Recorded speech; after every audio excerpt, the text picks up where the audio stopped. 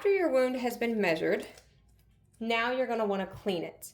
Okay, so I took off the dirty, I've done cleaning, or I've done measurement, so I'm going to remove my gloves, I'm gonna do hand hygiene, and I'm now going to clean my wound. So long-term care, a lot of times you'll have to use wound cleanser and you'll spray directly onto the gauze.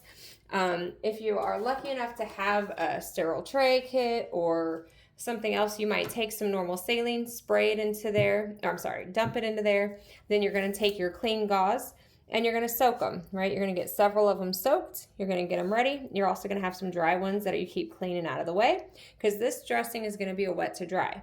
So for cleaning purposes, I'm going to pick it up and I'm gonna gather it together. When I clean a wound, I'm gonna start in the centermost and I'm gonna go in a circular motion, moving away from the wound. Okay, just kind of going out and about. And I can do that several times.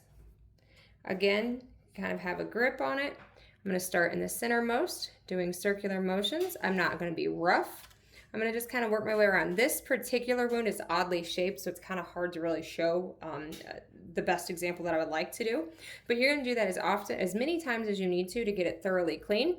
And then you're gonna go around to the peri wound and clean it as well. Sometimes you'll have orders that'll say to use skin prep on the peri wound. That wipe is similar to an alcohol wipe. It's a little bit thicker and more sticky in consistency, and the idea of those is to try to help protect the skin around the wound itself.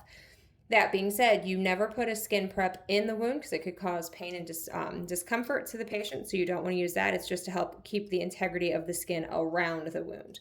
Okay, so once I've cleaned it, I don't necessarily need to dry the inside of the wound, but I may need to do some cleaning around or some drying around. You can pat it dry or you can do very gentle movements. Once you have it totally done there, you're gonna then again change your gloves, do your hand hygiene, because now we're gonna be putting on a clean dressing.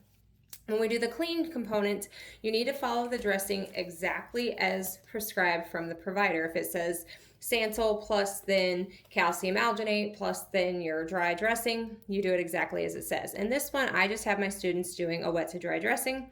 So I would again soak some clean sterile gauze and the normal saline, and I'm gonna pack that gently into the wound itself. And then I'm gonna cover it with some dry gauze. And then I'm gonna take my clean, dry, brand new ABD pad. Clearly this one is not brand new, but don't judge me. I'm gonna place it over it. Now, in a perfect world, I have an extra set of hands. I don't. So I'm gonna do it on my own here. I'm gonna secure all 4 edges of my wound, and I apologize, it looks kind of sloppy.